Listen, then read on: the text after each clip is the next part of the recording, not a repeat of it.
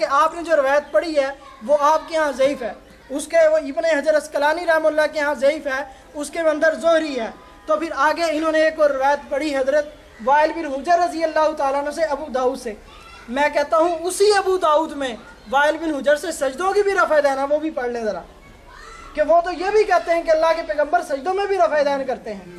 وہی وائل بن حجر جس کی روایت آپ نے پڑھی، اور وہی وائل بن حجر آپ تھوڑا سا آگے چلیں، وہ کہتے ہیں صرف شروع نماز کی رفع دین کرتے ہیں، ثم اتیتہم ورأیتہم، پھر کہتے ہیں جب میں دوبارہ پیغمبر اسلام کے پاس آیا ہوں تو میں نے ان کو دیکھا ہے شروع نماز میں رفع دین کرتے ہوئے، باقی رکوع جاتے کا نہ تذکرہ کیا، نہ رکوع سے سر اٹھاتے کا تذکرہ کیا۔ تو انہوں نے بھی یہ بات مکمل طور پر نقل کر دی، اللہ کے پیغمبر کا عمل سجدوں کا تھا، انہوں نے سجدوں کا بھی نقل کیا، رکوع کا تھا، انہوں نے رکوع کا بھی نقل کیا، اور صرف جب رکوع اور سجدے کا باقی نہ رہا پہلا تھا، انہوں نے پہلا بھی نقل کر دیا، اسی ابو داؤد میں ہے، وہ انہوں نے روایتیں کیوں نہیں پڑھی؟ اور میں نے تو پہلے ہی گزارش کی ہے کہ ہم کب انکار کرتے ہیں کہ رفع دین کی حدیثیں نہیں ہیں؟ رفع دین کی حدیث ہے، ہم مانتے ہیں، لیکن وہ پہلے زمانے کی ہے۔ بیت المقدس کی طرف منہ کر کے نماز پڑھنے کی حدیث ہے، وہ پہلے زمانے کی ہے۔ بچی کو گود میں اٹھا کے نماز پڑھنے کی حدیث ہے، اس پر عمل ہے۔ جوتے پہن کے نماز پڑھنے کی حدیث ہے، اس پر عمل ہے۔ کھڑے ہو کر پیشاب کرنے کی حدیث ہے بخاری میں 4 جگہ، اس پر عمل ہے۔ تو عمل کے لیے حدیث ضروری نہیں کہ ہر حدیث پر عمل ہوگا، عمل کے لیے سنت دیکھی جائے گی، اللہ کے پیغمبر علیہ الصلوۃ والسلام کا آخری عمل دیکھا جائے گا۔ میں نے تو وہ روایتیں پڑھی ہیں جس کا تعلق آخری عمل کے ساتھ ہے، اللہ کے پیغمبر علیہ الصلوۃ والسلام کے آخری عمل کے ساتھ ہے۔ اور جن صحابہ سے عبداللہ بن عمر سے انہوں نے روایت پڑھی تھی، تو عبداللہ بن عمر نے تو ترک رفع دین کی بھی روایت نقل کر دی ہے، وہ میں نے آپ کے سامنے پڑھی ہے، کہ وہ تو کہتے ہیں جس طرح انہوں نے نقل کیا کہ اللہ کے پیغمبر رکوع کے وقت رفع دین کرتے تھے، تو انہوں نے یہ بھی تو نقل کر دیا کہ رکوع کے وقت رفع دین نہیں کرتے تھے۔ تو انہوں نے تو پوری دیانتداری کے ساتھ پورا مسئلہ ہم تک پہنچایا ہے۔ اب یہ ہماری بددیانتی ہے کہ ہم رفع دین کی تو حدیث پیش کریں لیکن ترک رفع دین کی حدیث پیش نہ کریں، یہ ہماری بددیانتی ہے جو قاری طیب صاحب کو زیب نہیں دیتی، جو بڑے دیانتداری کا علم اٹھائے ہوئے ہیں نا جی بڑی دیانتداری ہونی چاہیے، اور خود بددیانتیوں کے پہاڑ قائم کر دیے انہوں نے، اور اتنی مثالیں قائم کی ہے، وہ تو خیر ایک الگ موضوع ہے۔ تو میں یہ عرض کر رہا ہوں کہ میں نے جتنی روایتیں پڑھی ہے، کسی روایت پر کوئی اعتراض انہوں نے نہیں کیا، بس کیا جی اعتراض ہے، اس میں کوئی پتہ نہیں کیا اعتراض ہے، بھئی جو اعتراض ہے وہ بتائیں نا، بھئی یہ اعتراض ہے، اس میں فلاں راوی ضعیف ہے، اس میں فلاں راوی ضعیف، بتاؤ بھئی، بتاتے کیوں نہیں ہو؟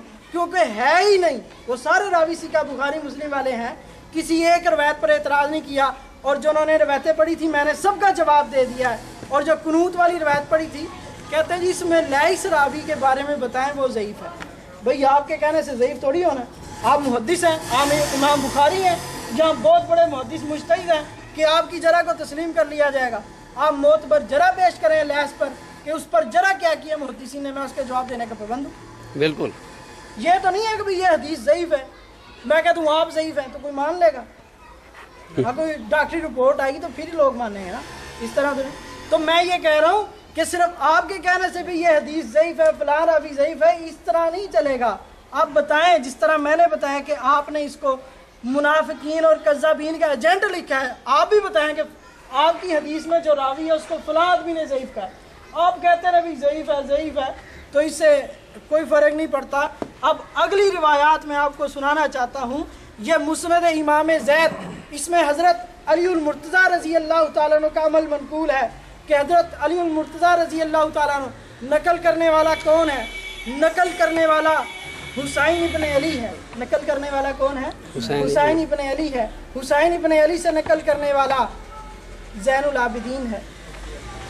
زین العابدین نقل کر رہے ہیں کہ حدثنی ابی عن جدی، کہ میرے باپ حضرت حسین رضی اللہ تعالیٰ عنہ نے یہ روایت بیان کی، کیا کہ علی المرتضیٰ رضی اللہ تعالیٰ عنہ صرف شروع نماز میں رفع دین کرتے، اس کے علاوہ رفع دین نہ کرتے، اللہ کے پیغمبر شروع میں کرتے، اللہ کے پیغمبر کے صحابہ صدیق اکبر رضی اللہ تعالیٰ عنہ صرف شروع نماز میں رفع دین کرتے۔ حضرت عمر فاروق، اللہ کے پیغمبر فرماتے ہیں لو کان بعدی نبی لکان عمر، اگر میرے بعد نبوت چلتی تو اس کا تاج عمر کے سر پر رکھا جاتا، اور عمر وہ ہیں جعل اللہ الحق علی لسان عمر وقلبہ، کہ اللہ نے حضرت عمر کی زبان پر اور دل پر حق کو جاری کر دیا ہے، یہ سوائے حق کے نہیں بولتے۔